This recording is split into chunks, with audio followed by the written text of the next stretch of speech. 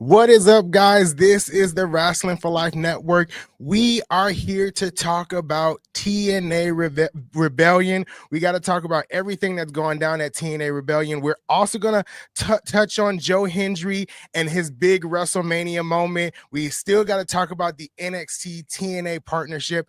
I am not here alone. I am excited because I got my fellow TNA faithful here, but we are going to get into all of that in just a second. This is the Wrestling for Life Network, and this is the TNA Rebellion preview and prediction show.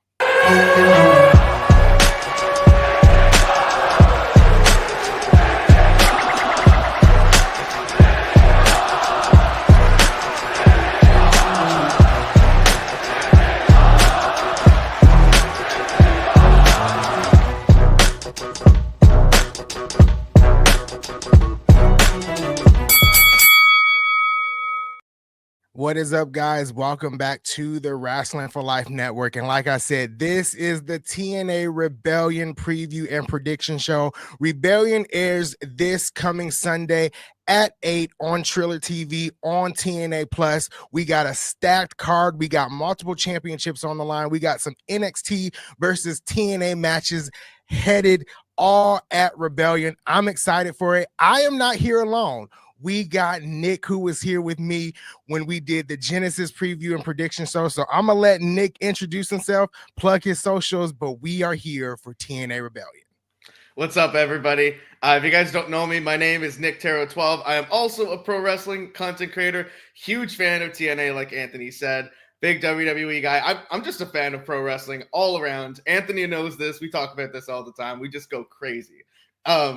If you guys want to follow me, my socials are all at Nick Taro 12, THERIAULT. I believe it's Nick Taro 12 Wrestling on Instagram, but it's pretty much Nick Taro 12 everywhere else on all other socials. All right. Well, that is good to hear, Nick. We are here. We got a lot to talk about. We got a lot to talk about with TNA. I first want to kind of get your thoughts before we head into Rebellion. I first want to get your thoughts about Joe Hendry showing up at WrestleMania, facing Randy Orton with the TNA World Championship in his hands on WWE TV. What are your thoughts about that? The first thing that I thought about when I saw this was history.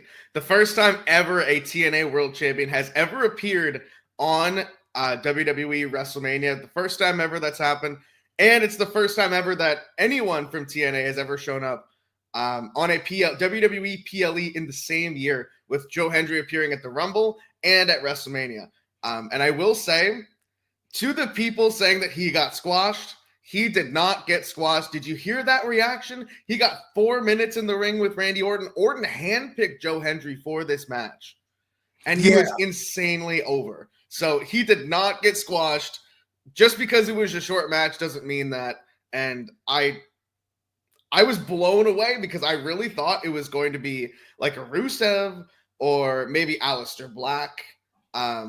Or like Nick Aldis. There were rumors around Nick Aldis, maybe even Solo Sikoa, but I was so happy with Joe Hendry.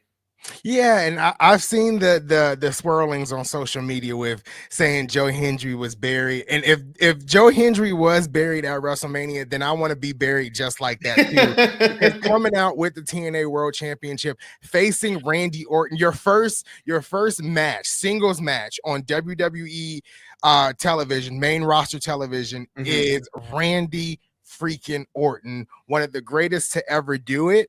And it, to me, it shows the importance of how TNA has made a footprint in professional wrestling. Absolutely. And it shows that TNA is here to stay and not going anywhere. And it also gives TNA so much publicity. You got 60,000 people cheering for Joe Hendry. You got the TNA logo, TNA logo on the plate that they show with his name on it as he's walking to the ring, and you got the TNA World Championship around his waist. So honestly, this is not a burial for Joe Hendry. This is what TNA is. This is what TNA is all about, and this is growing TNA as a company.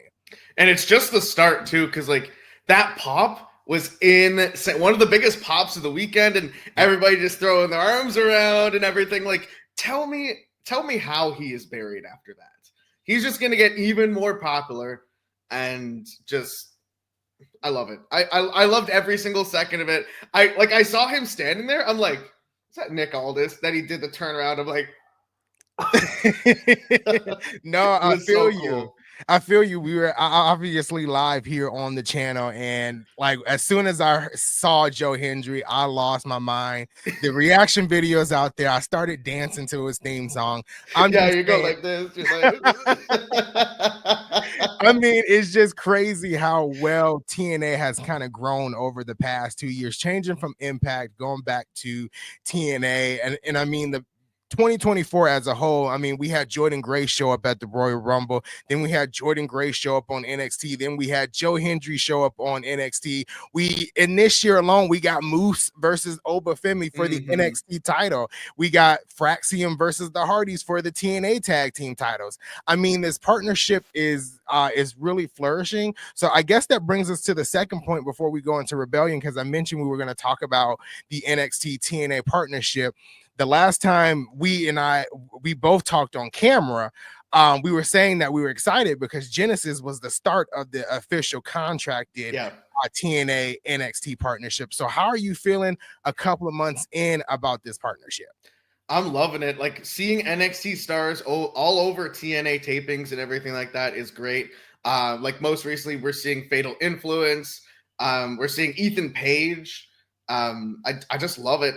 And the fact that they're getting more exposure for the great company that they are, putting on some great matches, having some great stories and everything. I love it for them. And I definitely want to see more and more of it, just even after the 2 years. Like I got more. I need it. Yeah, absolutely. I'm here with you that like we need more of this. And I feel like over the past couple of months, we had like a sold out Sacrifice. I mean, we had almost a sold out Unbreakable. We've had 2 or 3 live episodes of TNA Impact that were sold out. All of this is because they're partnering with WWE. And not only that, TNA has found its footing regardless of having WWE involvement, but the crowd sizes are growing each and every week for TNA. And I think that's just the point of this partnership. It's to grow TNA, it's to give TNA a lot more marketing opportunities with WWE as their superstars or wrestlers show up on NXT and like we've seen at WrestleMania. And I feel like that's not going to be the last of it with the main roster. I know Jordan Grace has put it out there. She said, bookmark this tweet. We're going to get an Ultimate X match at WrestleMania, which would kill, right? Yeah. But I just think this partnership, as we continue down 2025, we still got some few months left in 2025. I think it's just going to continue to grow and grow for each company and for the wrestlers involved, because those NXT talent get to step outside of WWE and step into a new world and learn their style of wrestling or how they produce their weekly shows, and vice versa for the TNA stars going over to WWE to see how WWE produces their matches and produces their shows. So I think it's just all around good for both brands to continue to this partnership down the road. Absolutely. And there's a lot of people like within the IWC that are saying that WWE is like hogging all the TNA talent. And that's definitely not the case, because the numbers for TNA have gone up significantly since starting up this partnership last year in June when Jordan Grace made her appearance in NXT. And the numbers for TNA have just been skyrocketing. NXT has gone up quite a bit, and they're just getting a crap load of exposure. And it's absolutely amazing to see. And like you said, they get to learn different styles. And plus, if there's NXT talent not being used, like Tyreek and Tyson and West, they weren't being used for about 2 months there on NXT for a while. But they were in TNA. They were doing the tapings and everything over there. They were getting lots of different matches that they wouldn't have over in WWE, like with the Rascals and like some other opponents and everything like that. I think overall, the whole grand scheme of things, I think it's definitely amazing for both. Yeah, absolutely. And when it comes to like the trading of the wrestlers and the superstars, I mean, we've seen Moose on NXT television. We've seen Ethan Page on TNA television. We've seen the current NXT world champion or NXT champion on TNA television as well. We've seen Masha on NXT television. So we've seen quite a few of the big names switch between each shows. I think what we're waiting for, I know we're going to talk about that later on, but I know we're waiting for that full, WWE contracted superstar holding a TNA title or vice versa. Yeah. And I know we got a couple of matches that could happen at Rebellion.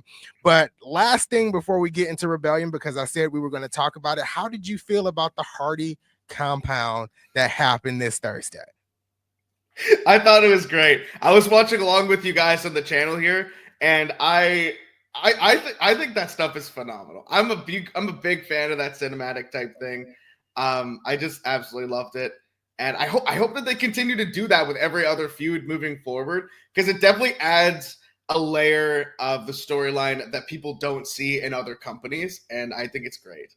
Yeah, the Hardy compound. So there was the previous one with the system that I really enjoyed, and this one was no less feeling about it, because when you go into these things, like I said live on stream on Thursday while we were watching TNA, that you kind of have to suspend your mind. You kind of have to suspend your any type of thinking going into this. You just want to watch it and enjoy. And I compared it to Sharknado, which I in the chat, like, everybody got on me for watching all 6 Sharknado movies, but I compared it to that because I had to watch those. I watched those movies, but I had to suspend my thinking and my imagination and just watch the movie for what it was. And that's how I felt about the Hardy compound. I thought it was a phenomenal segment. It was funny. It had some stupid things in it, but it ended with Willow. It ended with Willow standing, kind of tall. So do we get I'm sorry. It ended with Brother Nero. So do we get Brother Nero at Rebellion? I'm thinking we see a little bit of a shift at Rebellion. I think so for sure. Because I remember you saying that during the live, and I'm like, that's a very good point. I think we do see Brother Nero show up at Rebellion. Yeah, I'm excited for everything that's on this Rebellion card. We might get Brother Nero. We might get Broken Matt Hardy. I mean, all of the matches on this card really have the potential to show up and show out. And I think we just need to go ahead and jump into it, starting with the countdown to Rebellion. So on the countdown to Rebellion, we got a 6-woman tag team match. This is kind of TNA versus NXT. We got Xia Brookside, Lei Ying Lee, and Rosemary teaming up to take on Fatal Influence. And we talked about this before, how we might not spend enough time on it. But what are your thoughts around this, like, somewhat NXT versus TNA match? I'm here for the NXT TNA stuff, like we've talked about in the past. It would be great to see this go down on like a Worlds Collide type event. That would be pretty cool. But this match, I think it should be solid. I think it was kind of a little bit different how Rosemary was kind of a heel, and now that she's like kind of siding with Xia Brookside and Lei Ying Lee, facing off with Fatal Influence now, who are the heels in the situation. But I think this should be a pretty solid 6-woman tag match. I've actually enjoyed this build a decent amount. Of course, we saw JC Jane beat Rosemary on TNA Impact, and that leads me to believe that Xia, Lei Ying Lee, and Rosemary are probably going to pick up the win on the pre-show. Yeah, whoever gets the momentum heading into the pay-per-view usually doesn't, win at the pay-per-view. And like you said, I really enjoyed somewhat of the build between these 6 women. It's like you said, it's interesting that Rosemary was a heel, and at one point she was like she was attacking Xia Brookside, but now they're all, in this team together. That's what makes me really think this is like just TNA versus NXT here. Yeah. And Lei Ying Lee, I mean, she has came into TNA, and the things that I wanted her to do in WWE, she is doing in TNA. Her best match for me so far was at Sacrifice against Tessa Blanchard. I need to go rewatch that match. But now you got all 3 of these ladies together, and you got Fatal Influence, who's kind of running NXT right now, the NXT tag team division a little bit. So all 6 of these ladies together on the countdown show, I think is going to be great. So I'm feeling, what's your predictions here? You got Fatal Influence, you got Team TNA, as I'm going to call them for this. Who you got winning? I got Team TNA. I think I think it's the easy layup win here for the pre-show. Of course, JC got the win on Rosemary on TNA Impact this past week. So, like you said, the momentum's going to die there. I think we got Team TNA getting the win. Yeah, I'm here with you too. Team TNA takes the victory, especially after Rosemary took the pinfall on TNA Impact this week. So this is going to be a part of the countdown show, and we got one more match before we get to the main card. But we got Walk with Elias. Or Walk with Elijah. I keep calling this man Elias, but Walk with Elijah open challenge. He's called an open challenge to anybody. So I have no clue. I don't know who is going to accept this challenge. Do you have any idea? Because I'm lost.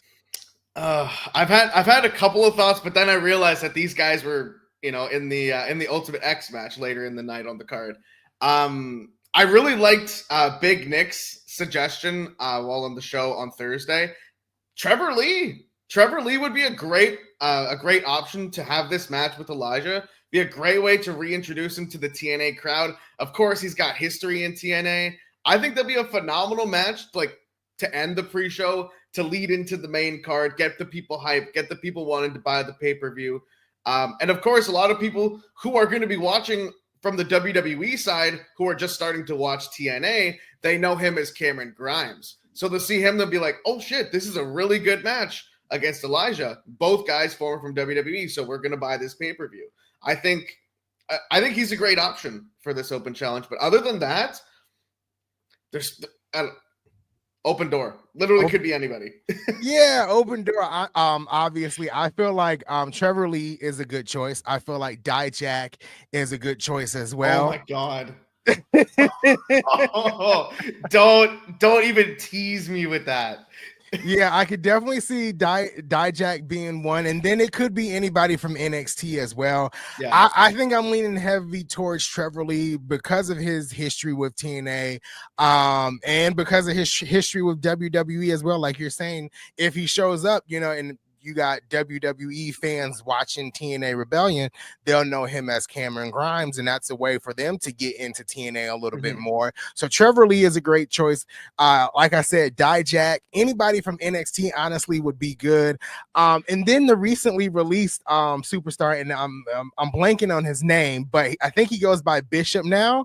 Yes, Bishop Dyer. Yes, he could be one to show up too as well.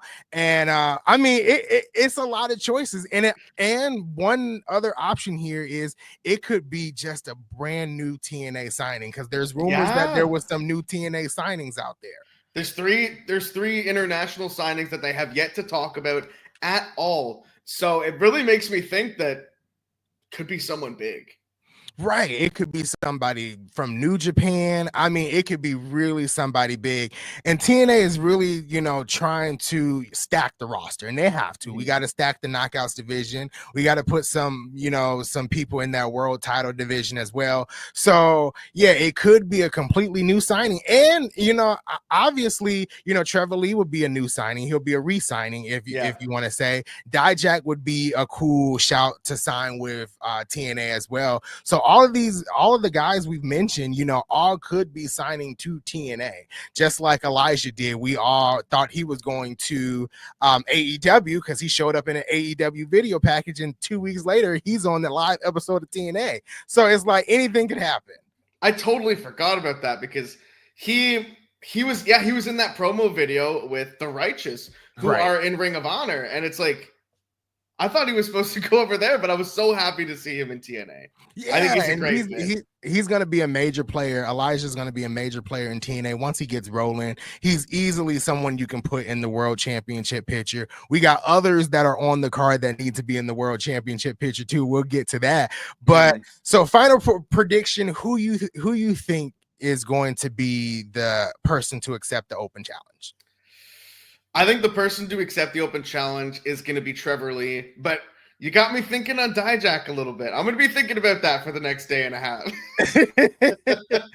So I'm gonna stick with you, and I'm gonna do Trevor Lee as well. That's a good obvious choice to accept this open challenge. I wish this match was actually on the main card if it's a big signing, Yeah. but at least it's going to be a part of Rebellion regardless. So I think we're both excited for both of the matches on the countdown show. So let's get into the main card. Let's get into some of the things that are happening on the main card, which is one of my favorites matches that is going down tomorrow at Rebellion. We got the Rascals and Ace Austin with X-Pac, Sean Waltman versus the System in a 6-person tag team match. I'm excited for this. So I think it'll be JDC, Brian Myers, and Eddie Edwards representing the System. And you got Alicia, being their manager. And you got the Rascals, Ace Austin, and Sean Waltman as their, manager for this match. They've built up the Rascals, Ace Austin, in the System fairly nicely over the past couple of months. Really, if you think about it kind of started, at Final Resolution a little bit with, or at the tapings after Final Resolution, when Ace Austin confronted Moose after Moose brought up, everything with his partner, his tag team partner, who was out with injury. So now we're here at Rebellion with this 6-person tag team match. How you feeling going into this match? I think this match has a chance to be one of the most underrated matches of the night. Of course, we all know that the Rascals and Ace Austin can bring it. The System, Eddie Edwards, JDC, Brian Myers, they're all very good competitors as well. I think this match could be absolutely amazing. I got the Rascals and Ace Austin winning this match, finally getting that revenge, like you mentioned, Ace Austin going after Moose. They're finally going to get the revenge against the System, and they'll move on from this. But I really like them as a trio. The Rascals and Ace Austin cook out loud. Yeah, I really thought, when Ace Austin had to, relatively become a singles competitor again very quickly, I really thought they were going to push him maybe in the singles division, maybe around the digital media title, now the TNA International Championship. But they really paired him with the Rascals, and it's worked. It's worked very well. And I've enjoyed every aspect of this feud. I believe the System picked up the victory this past week on TNA Impact. Yes. So I think going into Rebellion, the Rascals and Ace Austin have to win this. I'm excited. This could be really one of the matches of the night going into Rebellion. There's a lot of potential with this card, with a lot of the matches being the match of the night. But this one, you got two of the best high flyers right now with the Rascals. You got Ace Austin, who he's a high flyer. He's like a hybrid, and you got the System that just wreaks havoc over the TNA locker room. So yeah, this could be really good heading into Rebellion. This could be match of the night. Like you said, there's so many different matches that we're going to talk about here that could be match of the night. And that's the beautiful thing about TNA, is that they spread out all of their matches very evenly, and they all have the amazing potential that we think they can be. And I think that's great about the TNA cards. And like this could be amazing. This could be absolutely amazing. Yeah, absolutely. So I believe your final prediction was the Rascals and Ace Austin. It seems like we're just going to be going in the same circles here, because I'm taking the Rascals and Ace Austin as well to take this victory. But this match is one match that could really kick off the show and really set the pace of the rest of the pay-per-view. So I'm hopeful that they kind of put this at the beginning of the show, but I'm excited. You are excited. Let's get on to the next match, which I'm really excited about because I've been hyping this man up on social media over the past week. Steve Maclin, the first ever TNA International Champion. He will be defending his title for the first time against Eric Young. And Steve Maclin and Eric Young have been in this whirlwind of a feud, right? They were friends, and then Eric Young turned on Josh Alexander before he, left TNA, and it seems like Steve Maclin and Eric Young were not on the same page. Eric Young coming out to help Steve Maclin at times, and then Steve Maclin is the international champion now. So heading into this match, does Steve Maclin retain, or does Eric Young become the second ever TNA International Champion? That's always a tough call with Eric Young, because you never really know. The man is so unpredictable. He's a maniac. And he's also got the Northern Armory to back him, Sinner and Saint. He could easily be the second ever international champion. I would love to see Steve Macklin pull out the win in this match. But I'm loving the feud because it's very different. Like, they were friends, like you said, and then they were enemies with the Northern Armory, and now Eric Young's starting to help Steve Macklin.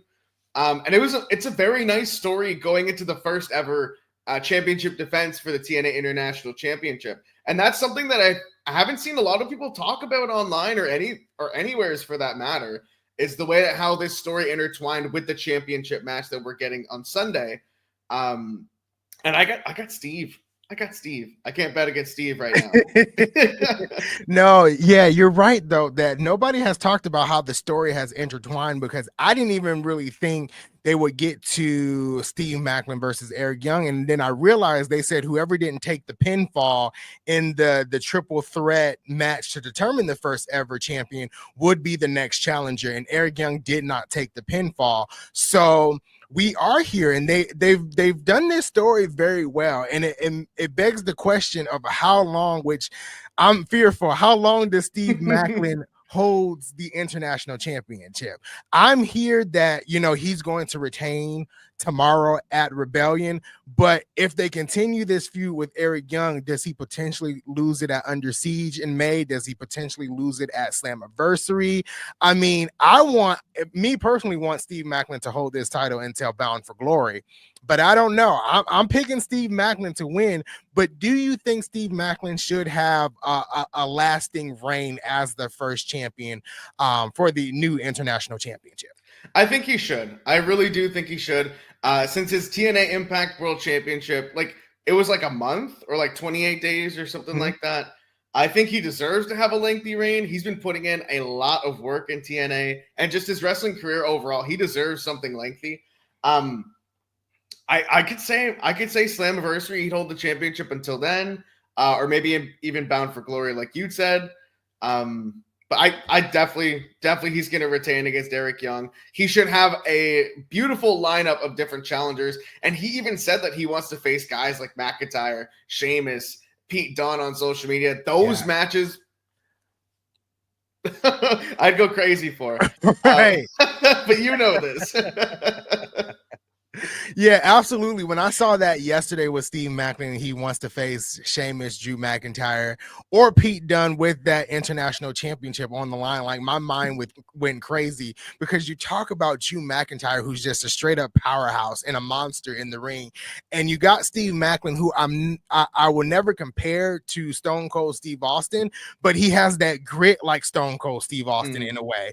And then you got Sheamus, who is just brute in strength. Like, that man is a physical being with his strength, and put him in the ring with Steve Macklin. Like, I need that in my life. So when he said it, I'm like, book it TNA, book it WWE, figure out a way to get Steve Macklin in the same ring with Pete Dunne or Sheamus or Drew McIntyre. I'll pay money to see it.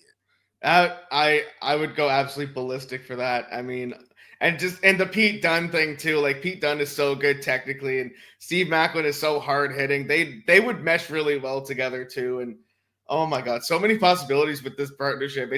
It riles me up, man. It really does. No, I get it. And then, it all took shape and head at WrestleMania with Joe Hendry, because we would have never dreamed of a TNA talent on WrestleMania. So now the possibilities for this partnership is out there, and it's wild, and it's great to be a wrestling fan.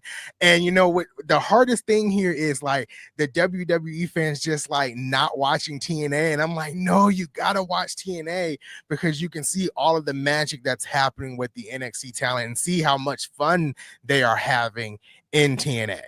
Yeah, there's so much underrated talent in TNA too. And I'm glad that I branch out to multiple different promotions and stuff like that, because that's what's fun, because you don't know who's going to show up where, because there's partnerships left and right, whether you're talking about the WWE TNA side or the AEW Ring of Honor, NJPW CMLL side, and MLW on the indies and everything, doing crossovers with every other promotion.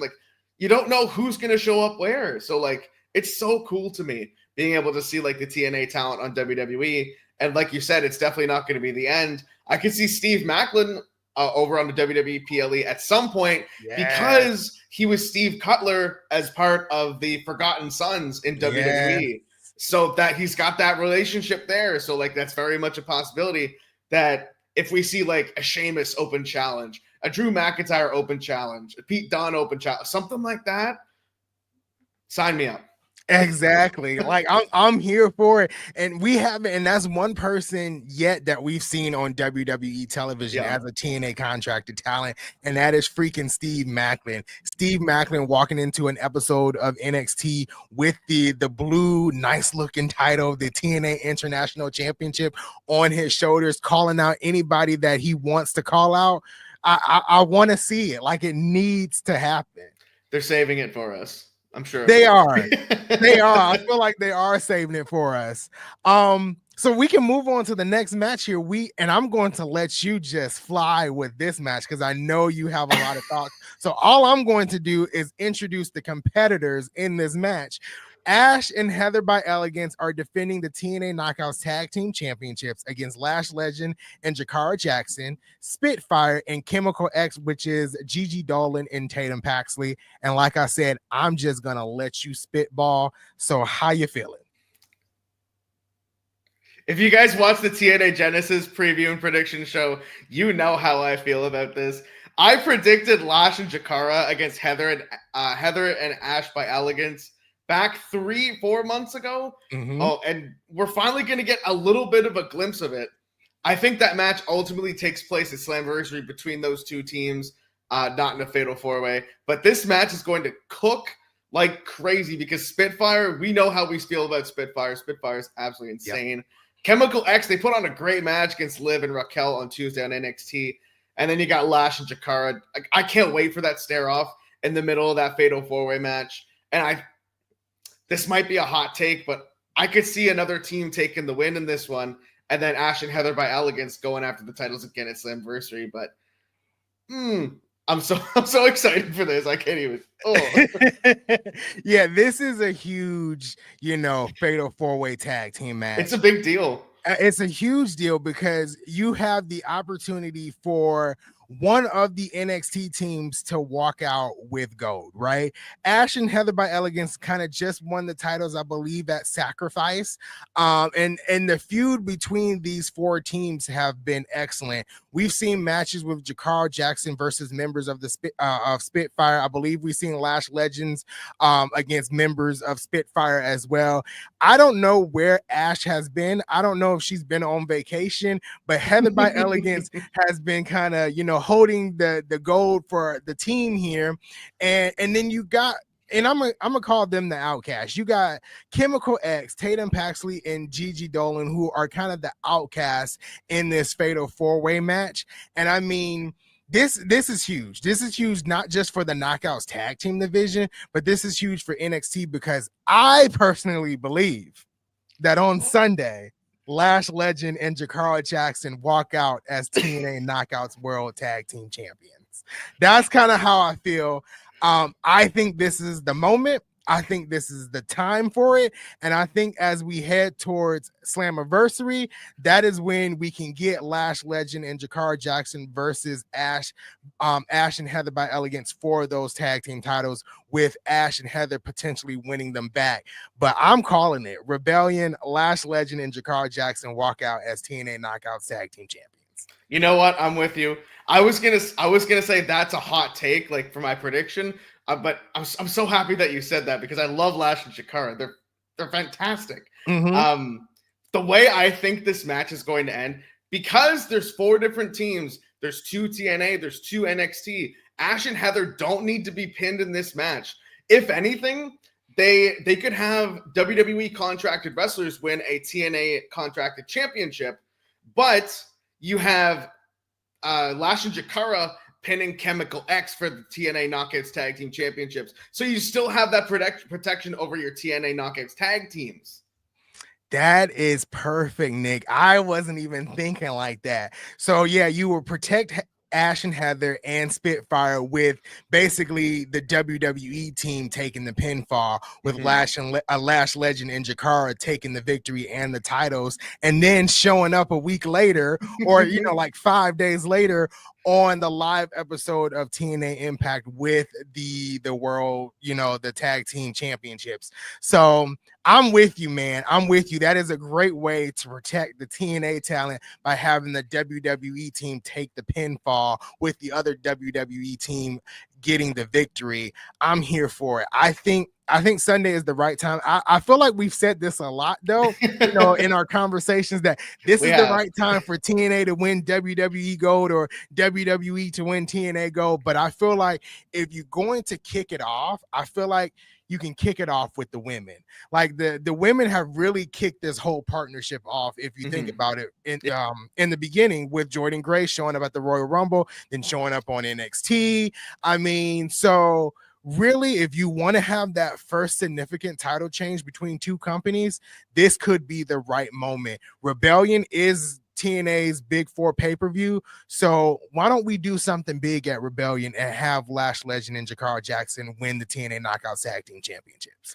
It would be huge. It would be historic, and it would be the women getting it done. Women's wrestling, like we've talked about almost every day, has been taken off like crazy.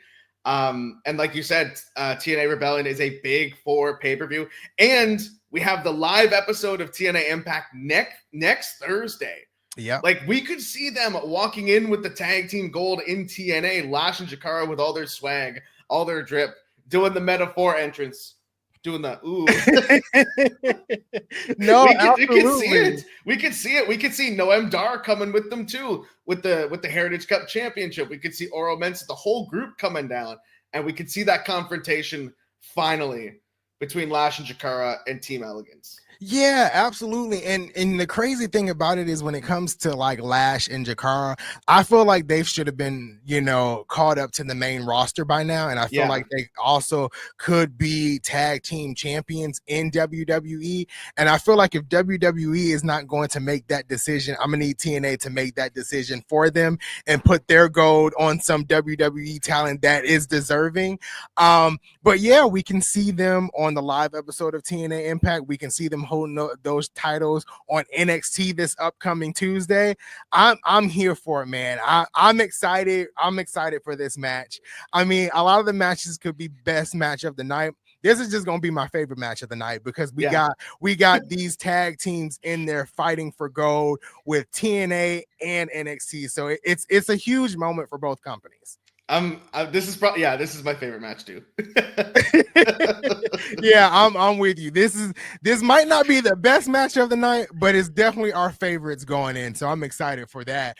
And then we got a huge blood feud. I know how you feel about Mike Santana. We got Mike Santana versus Mustafa Ali in a Falls Count Anywhere match. These two gentlemen hate one another. They literally hate one another. At one point, I'm 99% sure Mike Santana peed in Mustafa Ali's coffee. I'm like 99% sure that happened on TNA television. But as we go into this match, I don't know if this is the final between these two. I do know, we both know, Mustafa Ali picked up the victory over Mike Santana at, was it Sacrifice? Yes, it was Sacrifice. So now Mike Santana is kind of out for revenge, and Mike Santana may need this victory heading into not Unbreakable, but Slammiversary and Under Siege. So how do you feel about this feud and this match going down at Rebellion?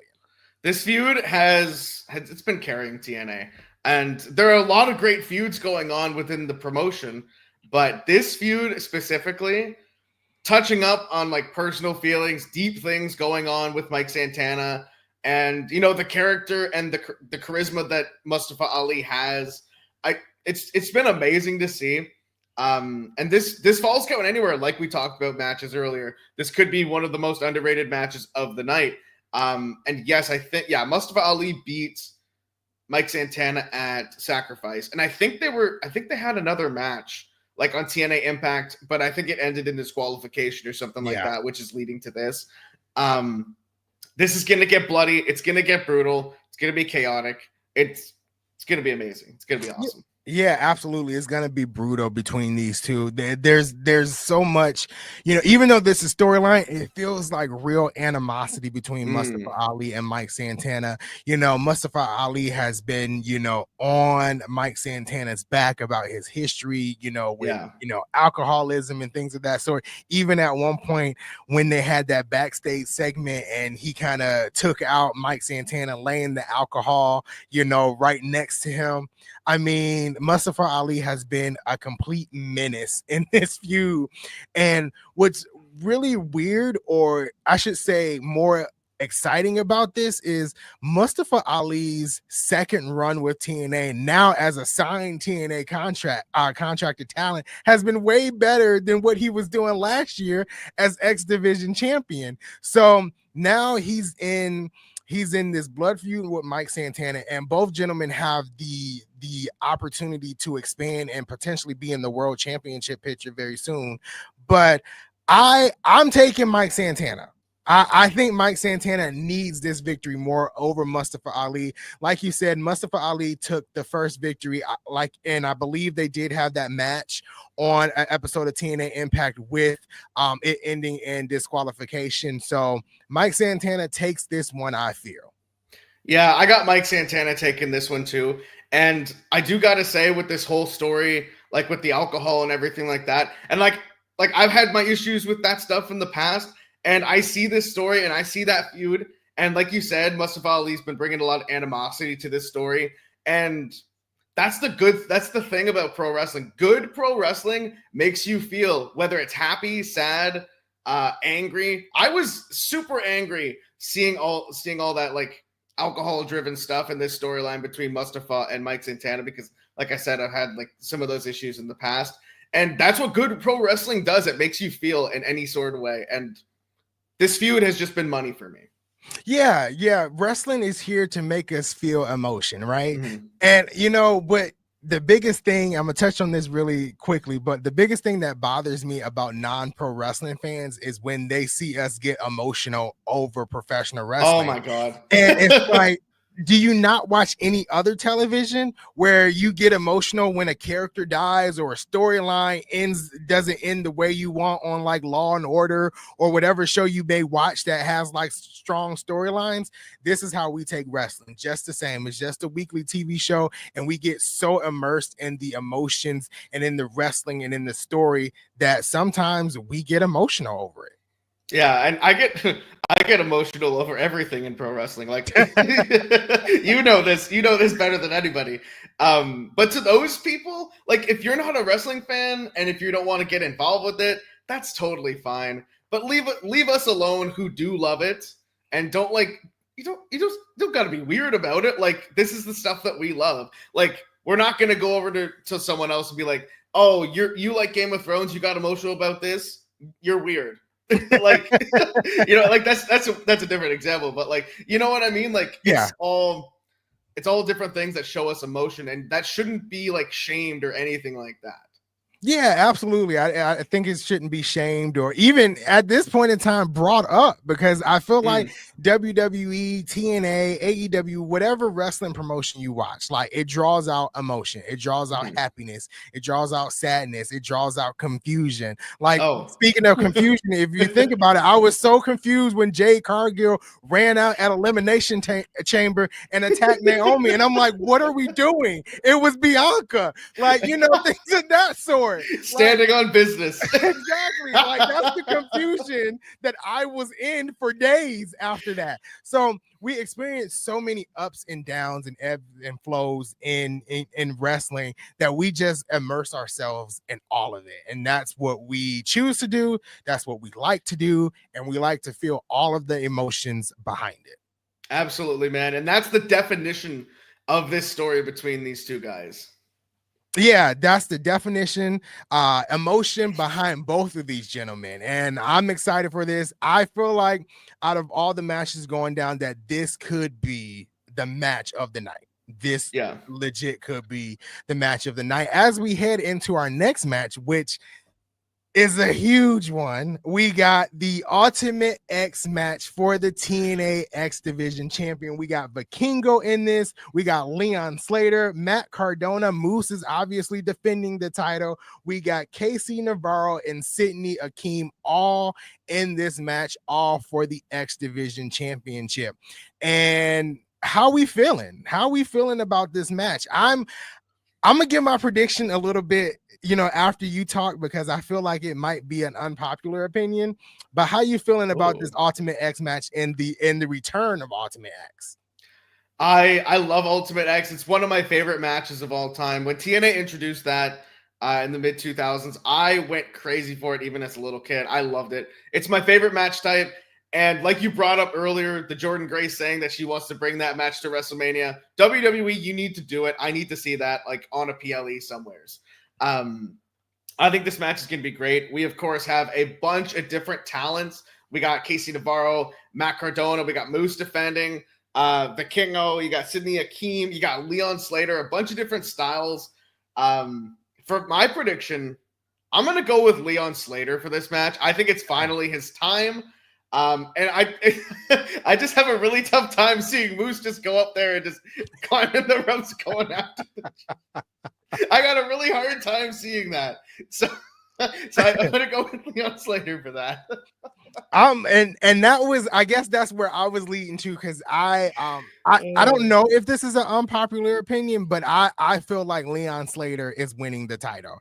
And we talked about it on stream on Tuesday with Big Nick of how I just don't see Moose going up there and grabbing the X Division title. Yeah. If you saw the ladder match that he had with Jeff Hardy, he was afraid to climb the ladder. Moose literally is afraid of heights, not talking about Moose in any type of negative light, but Moose is afraid of heights. So I just seeing him grab the X Division title at Sacrifice and how shaky he was on that ladder, I just don't see him climbing up the turnbuckle, climbing up, the thing that holds the X above and climbing on that rope and crawling over to grab the X Division title. I just don't see Moose doing that. But Leon Slater, they put Leon Slater in the main events of Impact over the past like 3 months, right? Yeah. And I feel like they are building to him being the face of the X Division. And I feel like that time is now. I feel like he takes the title from Moose and then runs the X Division. So I'm here with you with Leon Slater taking the victory in this match. 100%. Like Moose is gonna have such a tough time in that match.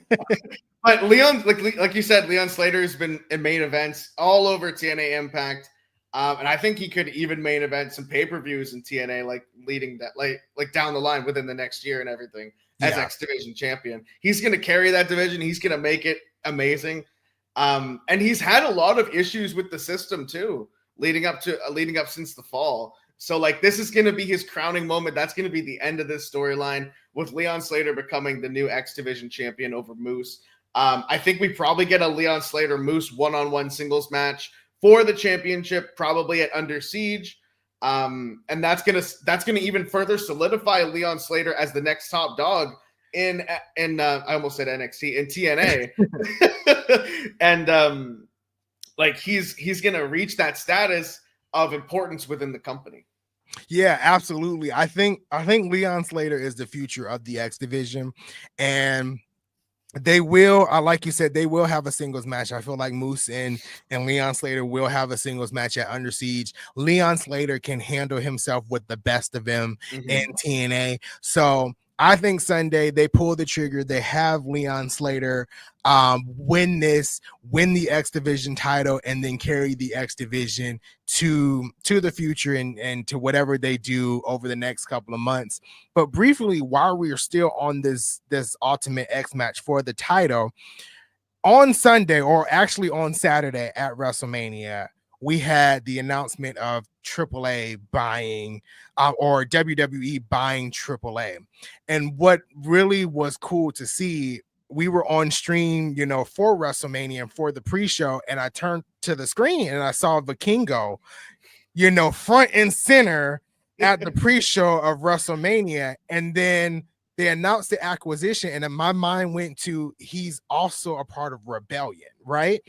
So I asked this question on Thursday on our TNA live stream, but is Vikingo technically now a contracted WWE talent in the X Division match at Rebellion? Is that possible? Is that what it is now?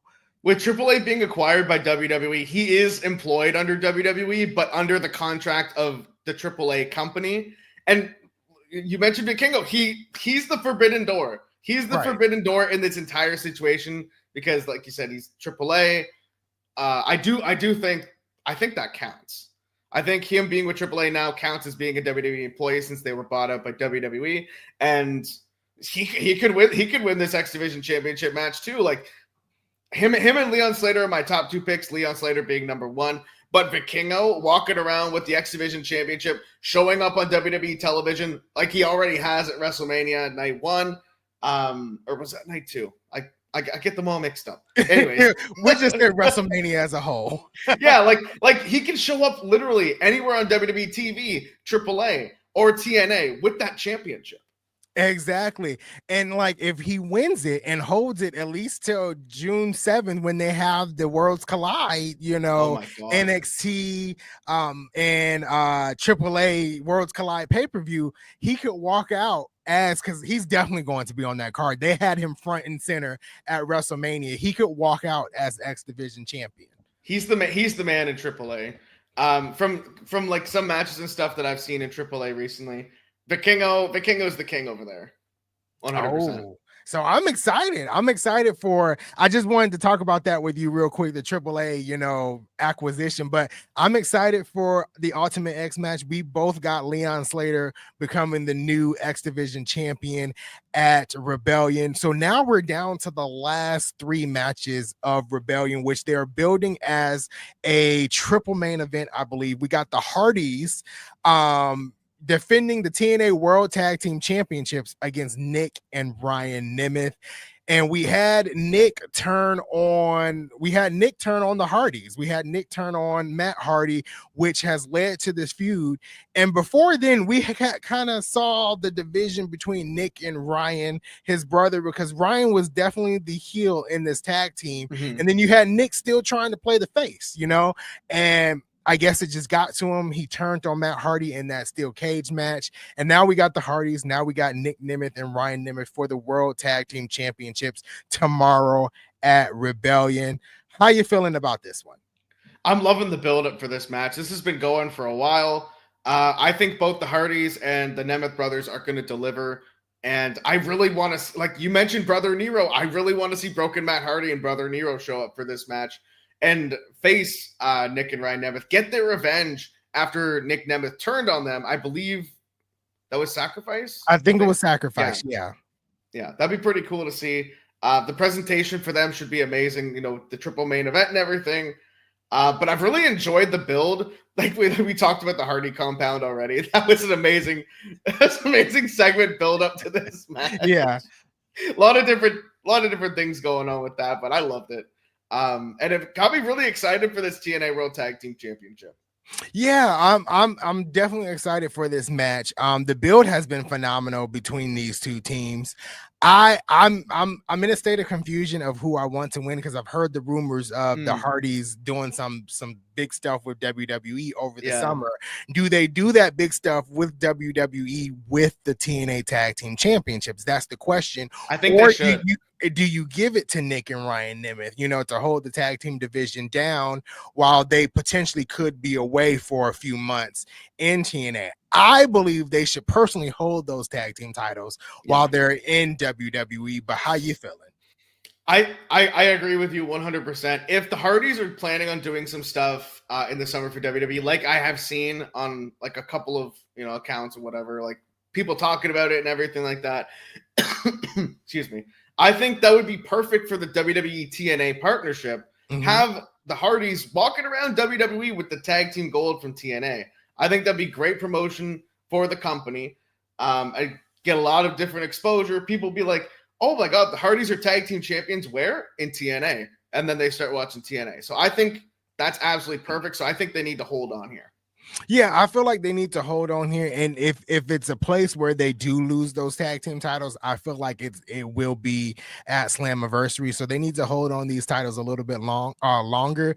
And you got Nick and Ryan to kind of take the mantle after they drop the Mhm. titles, and you still got First Class out there, you still got the Rascals out there, the Great Hands is still out there. People forget that the tag team division really in TNA they have some talent there. You got the Aztec Warriors. I mean, we got some people there. So the tag team division will be okay once the Hardys, either step away from TNA after their year contract is up, or they do their thing with WWE over the summer months, like we've both been hearing. Final predictions going into this match. I got the Hardys retaining. Who do you have taking the victory? I got the Hardys as well. It's hard to bet against them. But it really comes down to like if they're gonna do WWE stuff this summer, they gotta hold the TNA tag titles. They gotta like represent the company. They gotta get some more exposure for that. And I think the Hardys retain. I agree with you. I think we both here have the Hardys. I'm excited for this match. This is going to be a great match. And we got two more matches a part of this triple main event, and one of them has a little bit of controversy. We got the TNA Knockouts World Championship. The current champion, Masha Slamovich, defending against a polarizing wrestler in the wrestling community, Tessa Blanchard. Tessa Blanchard returned to TNA. I was there live at Final Resolution when she attacked Jordan Grace. I was shocked. I didn't know who was under the mask, and it was revealed to be Tessa Blanchard. She had she immediately went into a feud with Jordan Grace, and that was Jordan Grace's last match in TNA at Genesis. Tessa Blanchard versus Jordan Grace, with Tessa Blanchard picking up the victory and a phenomenal match. That was an excellent match.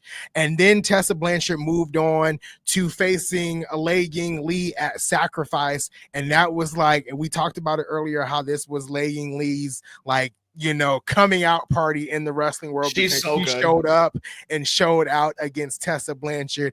And now Tessa Blanchard has her eyes on Masha Slamovich. And if you guys don't know, I just gave y'all about 4 months of TNA story from December to now in April. But now we got Tessa Blanchard, Masha Slamovich. Words have been exchanged. Brawls have broken out between these two. We are here at Rebellion, and Tessa is challenging Masha Slamovich. Give me your thoughts. How you feeling about Masha's reign? How you feeling about Tessa stepping up to challenge Masha? It's a lot to unpack here. It is quite a bit to unpack. For your first question, I'm actually loving Masha Slamovich's reign so far. She's had a lot of great matches in this reign since she won the TNA Knockouts World Championship. This build, I mean, even Tessa Blanchard has pinned Masha Slamovich twice in tag team matches. That gives her a lot of momentum going into this match tomorrow night at TNA Rebellion. And of course, like we talked about earlier, Masha Slamovich got the momentum on her side this past week on TNA Impact. Don't know how that's going to translate to TNA Rebellion. We'll get into that. So when it comes to these two women, Masha Slamovich, one of the best women's wrestlers in the world, 100%. She defeated Jordan Grace at Bound for Glory to capture the Knockouts title for the first time.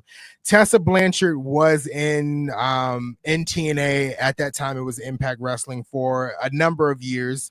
I don't know how long. I think it might have been 2 years she was with TNA or Impact at that time. And in that time period, she became Knockouts champion, and she also became Impact World champion as well. And then she left TNA, or there were some issues backstage, and she wound up stepping away from TNA.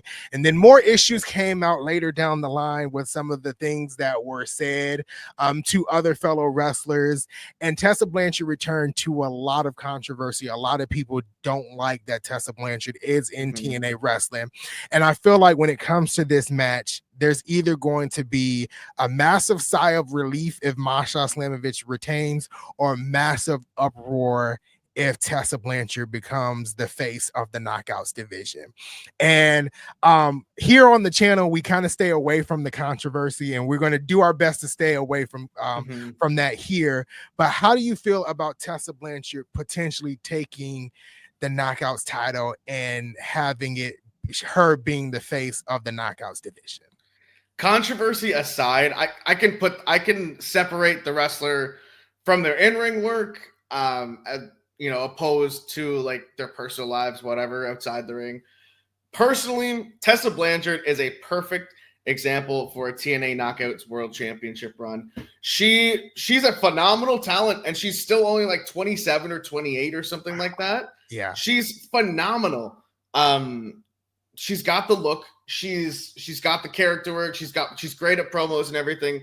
I think tomorrow night is the time where we see a new TNA Knockouts World Champion. But there definitely is going to be a lot of backlash in the community. But also at the same time, like you said, there's going to be the uproar. At the same time, it's going to get people talking about Tessa, and it's going to get people talking about TNA. Not in the way that people would like it to happen, but there's still going to be conversations about TNA going on. But we're gonna have to see how it all rolls out, because there are a lot of people that don't like Tessa Blanchard because of that reason. But for me, it's hard to do, but I can separate the person from the wrestler. And ultimately, I think she's a great option for the TNA Knockouts World title. And I'm the same way as you. I can separate the actions of a wrestler from their actual art and their wrestling ability. And ever since Tessa Blanchard has showed back up on TNA, I went back and kind of watched some of her first run in TNA on the TNA Plus app, and she is talented. There's no denying that Tessa Blanchard is a talented in-ring performer. We saw what she did with Jordynne Grace at Genesis, and easily I feel like today that's still the best match at Genesis. And then her match with Lei Ying Lee, both showed up and showed out. Same with Jordynne Grace, she showed up and showed out in her last match.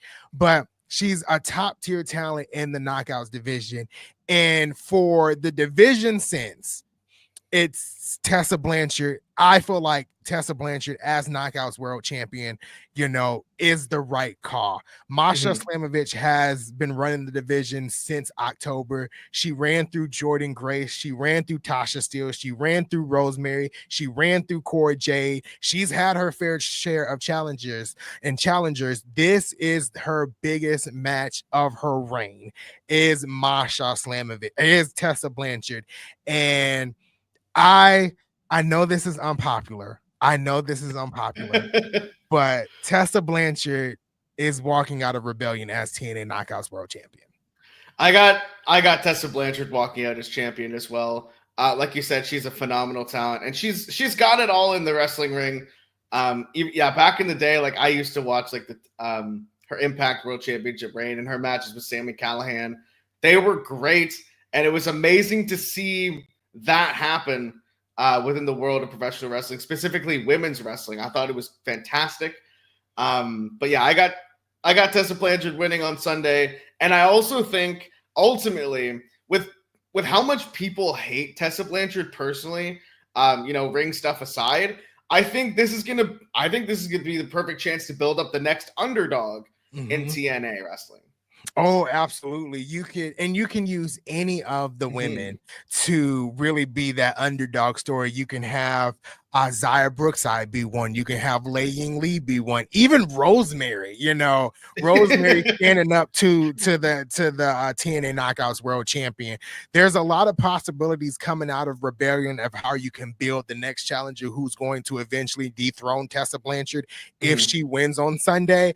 But that could be their big underdog story going into Slammiversary, going into Bound for Glory in October. And as October seems so far away, we're gonna blink and October is going to be here, and it's 100%. Like Tessa Blanchard could still be world champion if she wins at Rebellion. But I think the goal here was Tessa Blanchard being the replacement for Jordynne Grace. That's why Tessa Blanchard went over Jordynne Grace at Genesis. And I think they want Tessa Blanchard to be that top knockout in that division. And at that time, and I'm not taking away anything from Masha Slamovich because she's one of the best in the world, but at that time, all they had was Masha, left because Jordynne was on her way out the door. So Masha had to take that title and run with it and do the best she can with it.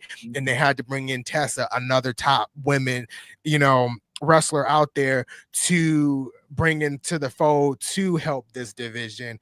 And regardless of how you feel about Tessa Blanchard, she's just an awesome talent in ring, and that just can't be denied. So I think we're both here taking Tessa. Yeah, we're both taking Tessa.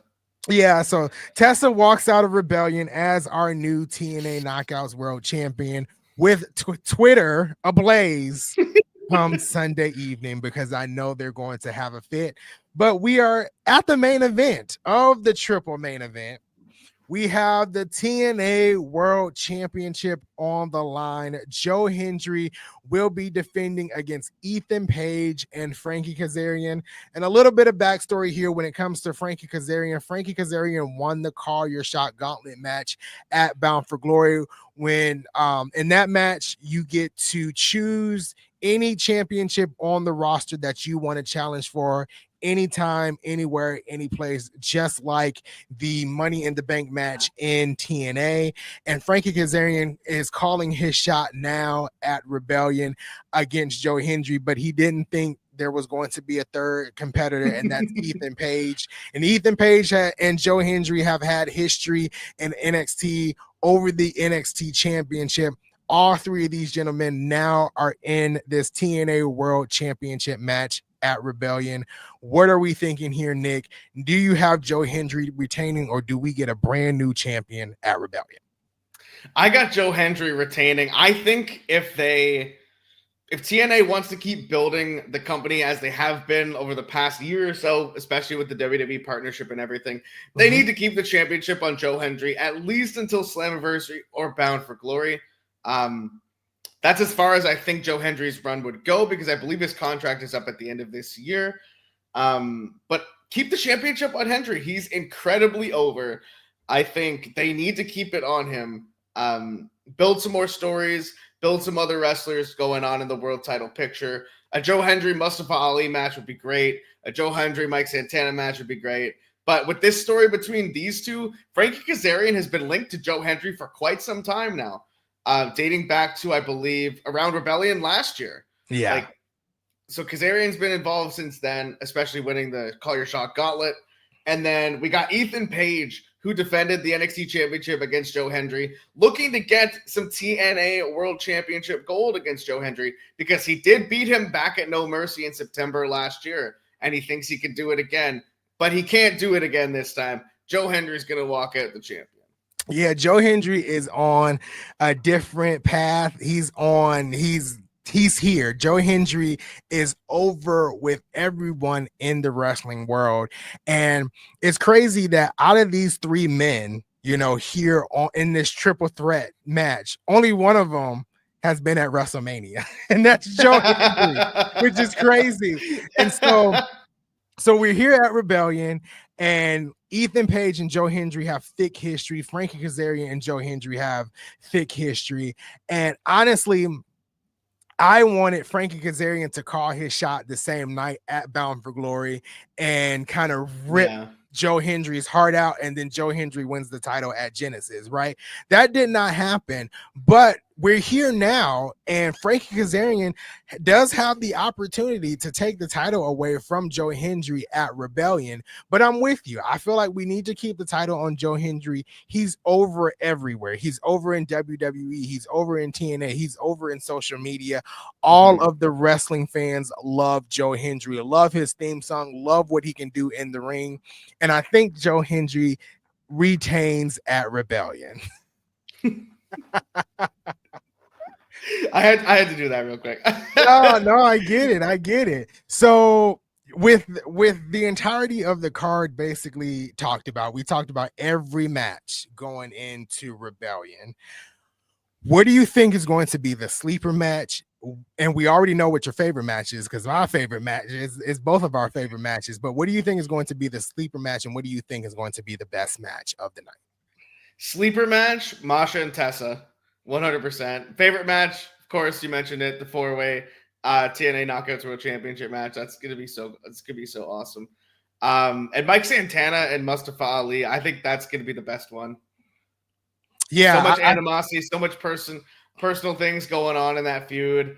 The match is gonna cook for, I would say, like at least 20 to 25 minutes. It's gonna be brutal, just like that barbed wire massacre match at Unbreakable. It could even surpass that because it's so deeply personal. Yeah, I feel you there. I feel like the sleeper match for me, obviously, is Masha and Tessa. I think that those two women are going to surprise us in a big way at Rebellion. Favorite match, obviously, we talked about it for so long, is that Fatal 4-way, match. We talked about this on camera and off camera of how we're excited about the Knockouts tag team division right now with the with the NXT talent involved. And then match of the night, it's hard to choose because I would like to say Eric Young versus Steve Macklin. I would also like to say the Ultimate X match. Oh God, I forgot about that too. Yeah. And then Mike Santana and Mustafa Ali as well. I'm gonna go a little different because we've been choosing the same things the entire time. So I'm gonna say the Ultimate X match is going to be the best match of the night, if not very close to Mustafa Ali and Mike Santana, because that's a blood feud between those two gentlemen, and they're just going to tear the house down. They're going to fight all over the arena, because this is a Falls Count Anywhere match going down at Rebellion. So as we tiptoe to the door here, Nick, overall, before watching Rebellion, 1 out of 10, what do you think Rebellion is going to give us? Is it going to, what would be your pre-rating for Rebellion coming on Sunday? Pre-rating for Rebellion, even just looking at the card, I give it a solid 9 out of 10. The card is fantastic. There's, like, as you would say, like there are some cards out there that you would say that are like a bathroom break match or like a snack break match, but with this, there is literally none of that. There's no room for any of that. This card, no room. Top to bottom, I love it. It's no room at all, and TNA is very good at that. Like I remember at Sacrifice, I didn't want to go grab water because I felt like I was going to miss something. But TNA does very well of building the card. Some of the feuds might not be the best, and I'm not talking about at least this card, but in past, some of the feuds might be the best, but they'll put together a card in a matter of days, which makes you glued to the television at that time. I remember Final Resolution. I bought Final Resolution tickets months before, the pay-per-view was about to come to Atlanta. I think I bought Final Resolution tickets in July, and Final Resolution wasn't happening until December. And Final Resolution was nowhere near sold out by the time we got to about 2 weeks before Final Resolution. And TNA in 2 weeks turned that Final Resolution card upside down. Within a matter of days, Final Resolution was sold out here in Atlanta. And some of the builds to get to those matches weren't great, but the matches delivered at Final Resolution. And TNA constantly does that. They did it at Sacrifice. I'm pretty sure they'll do it at Rebellion. They did it at Genesis. They can turn a card around so quickly that it gets people buying tickets. And so I feel like this is going to be the same for Rebellion. You're not going to be able to take a pause. You're not going to be able to take a bathroom break, get some water, because every match is going to have something special in it for whatever wrestling fan is watching at that time. 100%, man. Like you said, the TNA cards, they've been spectacular. And the matches, like there's so many great matches that you could say are match of the year contenders, like different stuff like that. Like it's fantastic. Yeah, easily a 9 out of 10 for me. I mean, I'm already just super excited for it, regardless. No, But I'm with you. trying to be unbiased at the same time. Yeah, and that's very hard because we're both Yeah. big TNA guys. We Yeah. love TNA. My pre-rating for this, I'm thinking about an 8.5. So I'm up there with you. I'm about 5, 5 points down from you.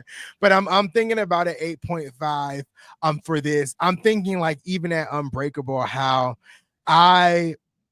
I didn't express it on social media, but I wasn't really excited for Unbreakable because it was just about the international championship. But then Unbreakable started to air, and I was like, oh my God, this is so good. Why did I ever doubt TNA? Why did my mental, capacity make me doubt TNA? But Unbreakable was so good.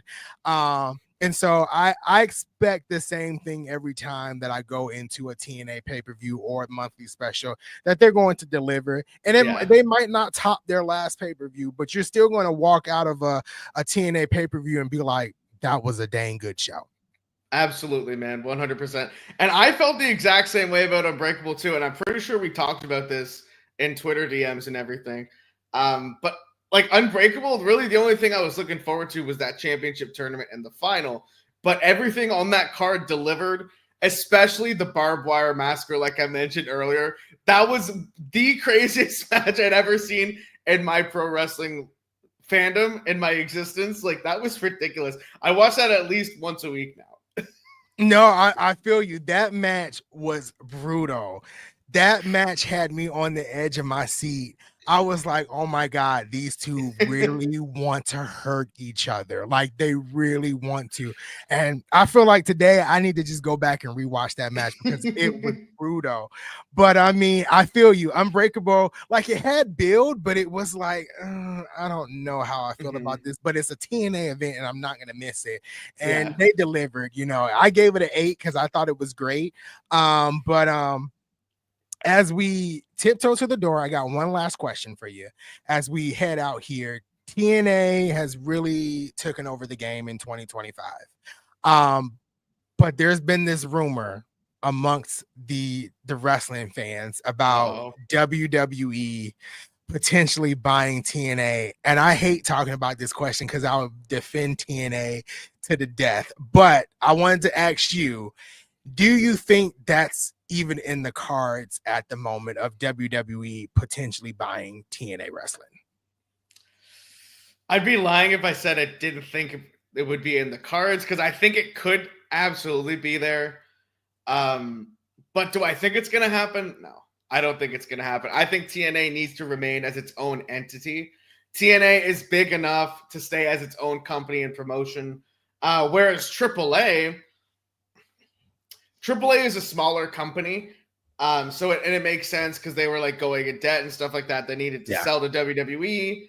But with TNA, I think TNA can survive on its own, and it's got this partnership with WWE. So like it wouldn't happen within the next 2 years at least.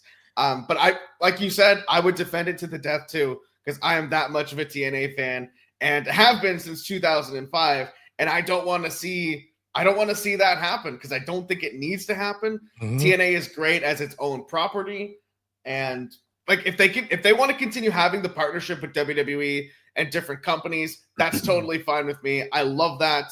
Get more growth on TNA's side. But if WWE was ultimately planning on buying TNA, I think they honestly would have done it by now instead of doing a partnership with them, helping them grow and elevate them, and going from there. Yeah, absolutely. I feel like if they were going to purchase TNA, it would have happened already. But thinking over the past couple of months of the partnerships outside that TNA has built, they signed the multi-year contract to air on Sportsnet, and in your neck of the woods in Canada. And then they're expanding their reach overseas. They've taken over a lot of the WWE markets that were there when WWE had their own footprint on the television market now, and they're now on streaming all across the world except for the United States. And then they just announced a partnership a couple of days ago. I'm not sure of the name of the company. It's like BioLife or Bio lift. It's like some type of Yes, I saw exercising, that. Yeah. exercising company that they've partnership. They're actively, and this is coming from the mouths of Santino Marella and the Hardys and Frankie Kazarian. They're actively looking for a US TV deal outside of Access TV. So to me, my mind thinks if they're actively trying to expand, that doesn't mean they're actively trying to sell to any company. Absolutely, man. That's kind of where my mindset is. And I said on Thursday when the question was brought up, I said, I'm saying this right now, 10 toes down, that TNA is not being sold to WWE. But if it does happen, I will come back on live on stream and retract everything I said. But right now, it could be in the cards. I'm gonna agree with you on that one, that it could potentially be in the cards, but I don't see it happening. Yeah, I'm right there with you too. TNA doesn't need to, like you said, with all the expanding partnerships all across the world and all that, and looking for a TV deal of their own. And I think it's funny that they air on Access TV, but it's hard to get access to it. I've been saying that for a long time now.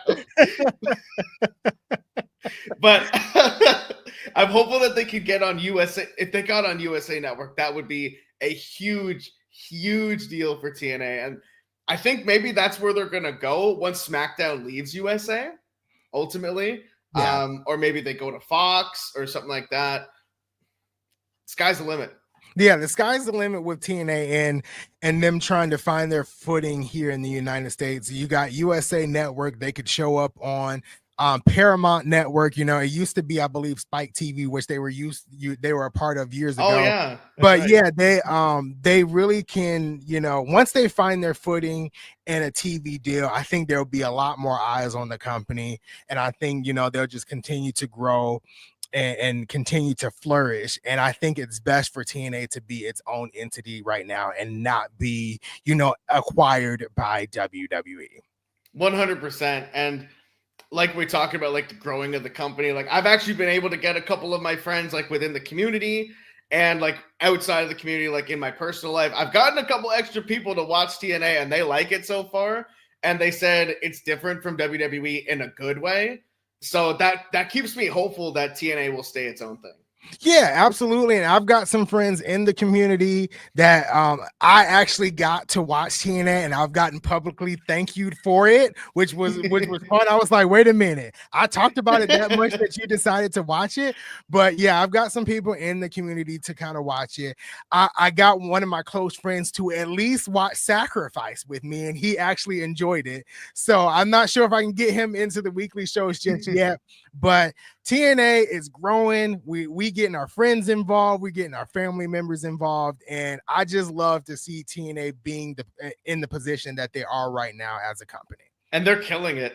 They're killing it right now. Selling out shows, selling out the tapings, the pay-per-views, everything. Getting more eyes on their social media platforms and everything with the WWE partnership and Joe Hendry and everybody with crossovers and everything like that. And they're just killing it numbers-wise. And I think it's just a matter of time till they get the big TV deal and remain a mainstay in pro wrestling.